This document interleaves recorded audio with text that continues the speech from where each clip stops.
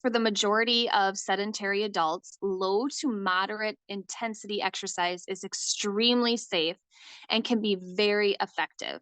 However, if the training intensity is too high initially, then the individual will experience excessive overload and may lead to injury.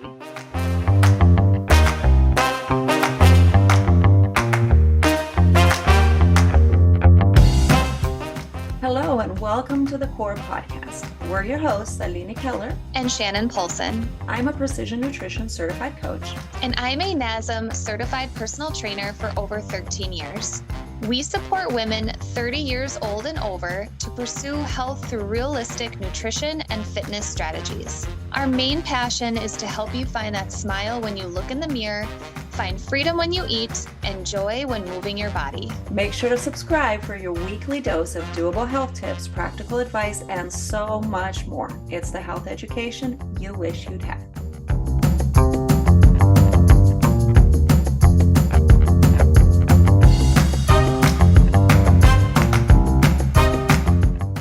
All right, today I am going to chat about the phases of exercise training. And actually, we're going to have more of an introduction to the phases of exercise training, as there are 5 different phases of training. So we will not go over all of it today, but I at least want to give you an introduction as to what we're going to be digging deep into as our series of episodes progress. And then kind of give you something to think about as well on some of these variables that I'm going to chat about, if they're in your current exercise program, or if you need to start incorporating some of these things into your routine. So exercise programs need to address all of the components of physical fitness using safe and effective training principles. This can include, but is certainly not limited to, training in all 3 planes of motion, which I did have a previous episode on the 3 planes of motion. So go ahead and listen to that if you need an update or a reminder. Performing exercises that improve joint stability, increase tendon and ligament strength, and stabilize the muscles of the hips, upper and lower back, and the neck, as well as proper breathing techniques during training. So these are just some of the training principles that we need to focus on during each exercise routine.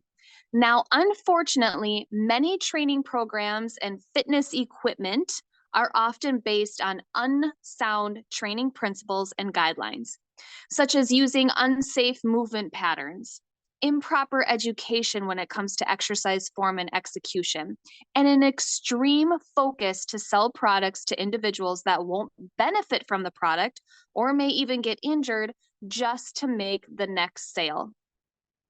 Vital to safe and effective exercise programs is to use proper progression of acute variables, such as sets, repetitions, rest, and load, or the weight that you're using.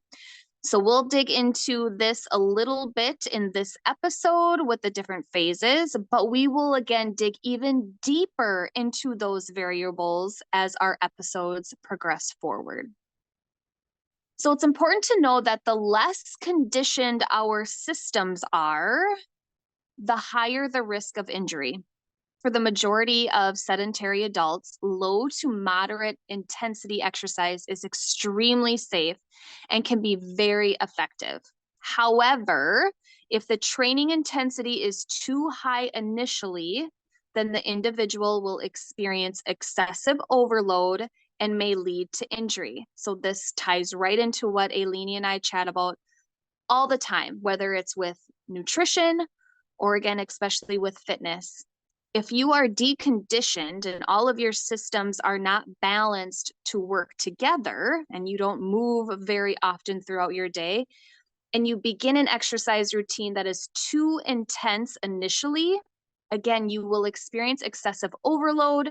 You will probably experience burnout. And again, you'll lead to injury, which is now setting you back even further because now you can't exercise because you went too fast, too quick.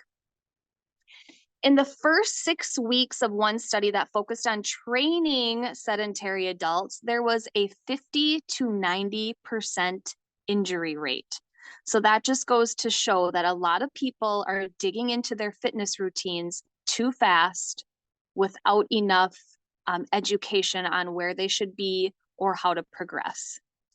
Overtraining injuries can occur even through exercise training programs that are specifically designed to minimize the risk of injury. So it's important to work with a professional, at least at first, kind of get you set up, guide you towards the correct just technique and form and breathing and just execution. It's really important to learn about the routine that you're on and then progress accordingly. So again, whether you use a personal trainer or a credible source that's online, just try to avoid the get fit overnight scams, the 21 days of cardio, or get 6-pack abs in 3 minutes. Those type of resources are not credible. And if it seems too good to be true, it probably is. Now, I know that I've used this before in our episodes, but I just get such a kick out of it. So I'm going to say it again. Standing in line at the grocery store and that magazine rack is right next to you and it says, get 6-pack abs in 3 minutes. It's like, if it was that easy, we would all have 6-pack abs because we all have 3 minutes, right? It's just like the things that say, buy my program, and we have the cancer episode, right? Like, okay, buy my program and I have the cure for cancer, or buy my program and I will reset your metabolism. Like, if it were that easy, don't you think that it would be more streamlined? Why is it that, like, this is the only secret? So yeah, if it seems too good to be true, it really probably is. Right. And that's why, like we've talked about in previous episodes too, why the diet industry is still moving and grooving. Oh Like, yeah. Oh yeah. if that weight loss pill really worked, do you think that our biggest struggle in America would be obesity still? Like, I don't know. Just think about it. Yeah, if it were Um, easy, we wouldn't have this problem. Yeah. yes. And we wouldn't be here chatting with each other, Yeah. Aileen. Yeah, we'd be True. talking about that magic bean pill that we just took. Yeah. Oh yeah. um, so again, exercise programs need to address all of the components of physical fitness using safe and effective training principles. And as we progress forward with the mini series of the different training cycles, you will begin to understand what effective training principles are and why you need to train with different phases.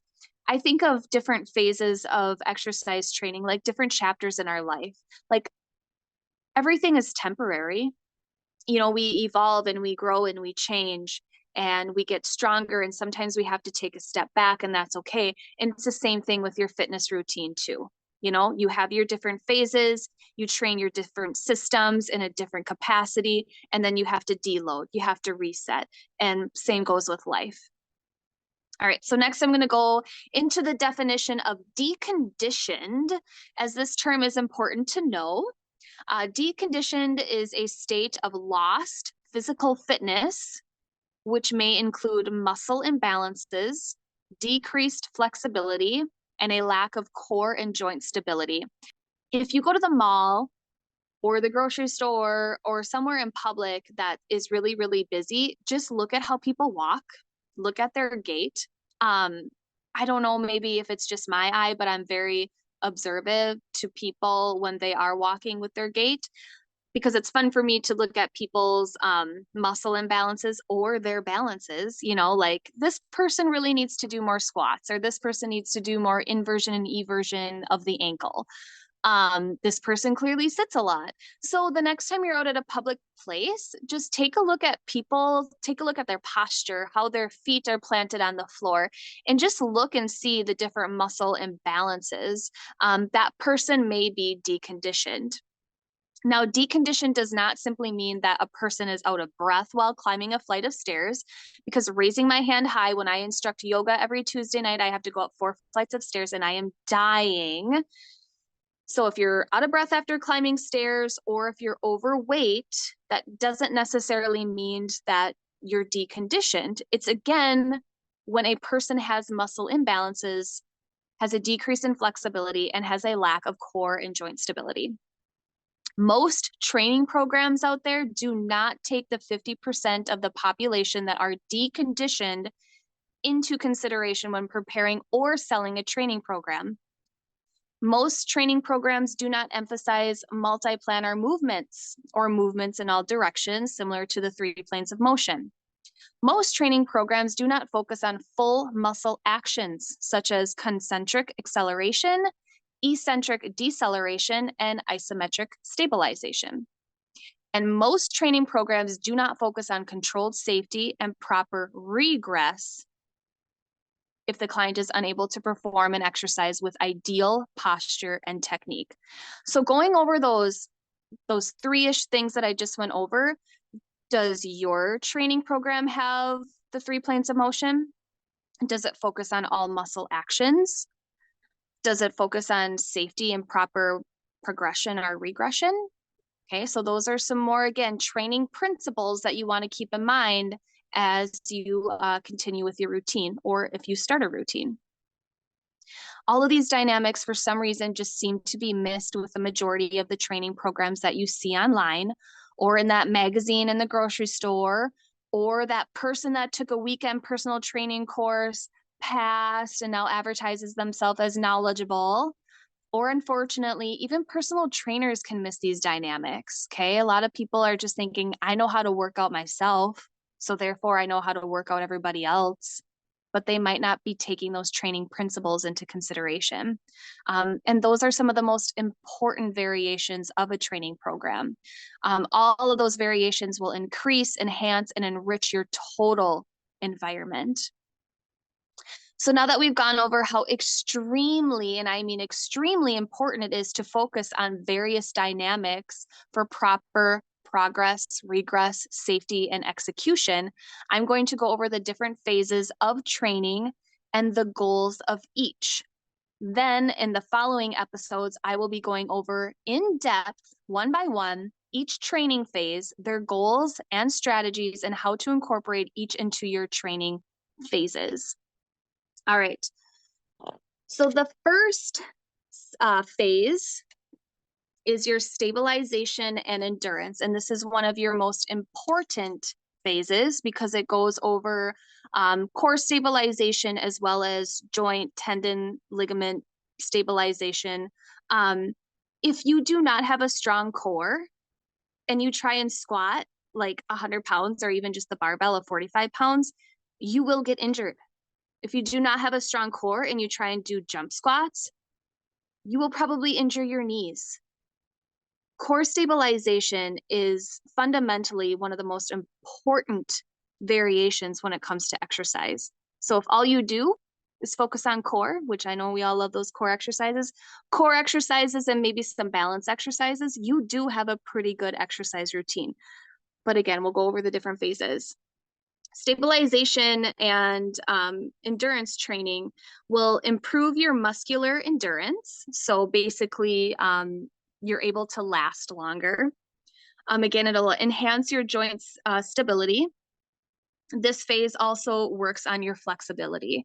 So a lot of these multi-joint exercises that we do in phase 1 will focus on flexibility because you want elasticity within your muscles. You don't want to get to, phase 3, which is hypertrophy, and you're as stiff as a board. You can't even reach your toes.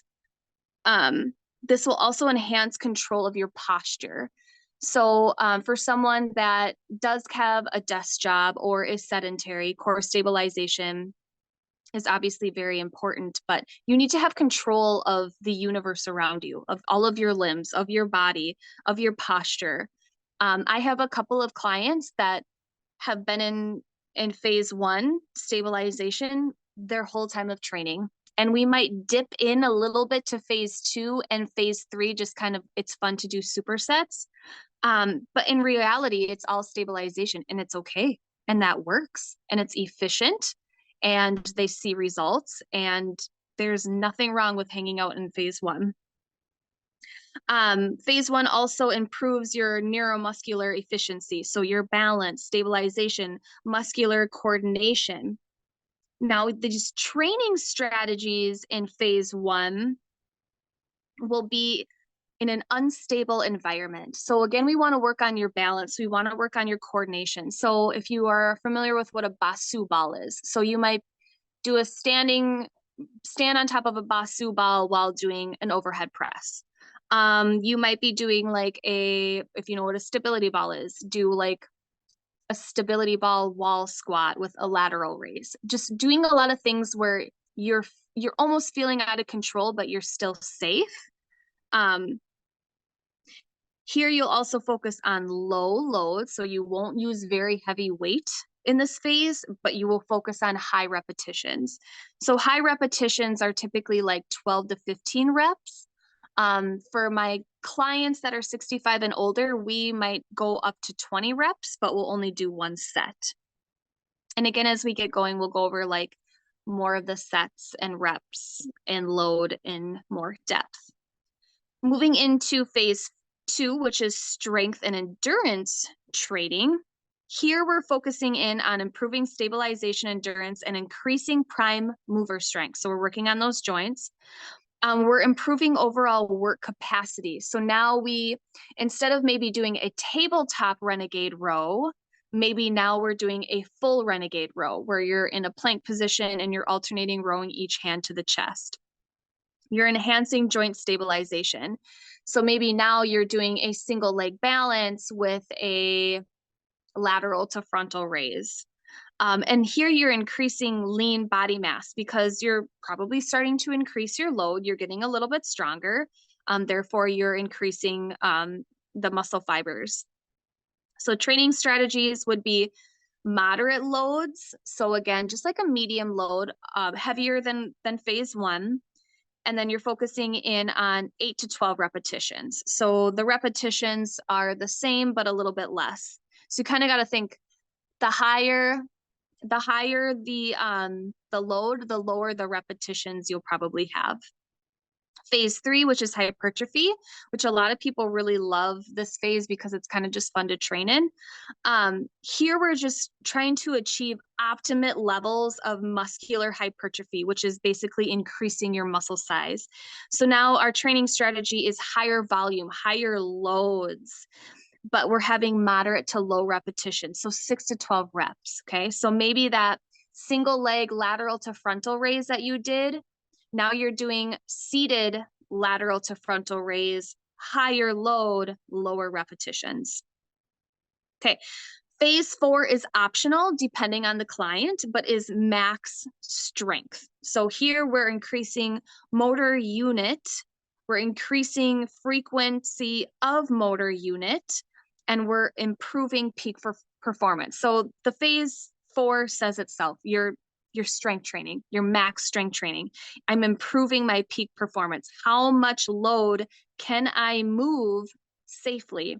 So your training strategy would be a high load again with a low repetition, and a low repetition is 1 to 5 reps. Okay, and then you're also going to have longer rest periods as well.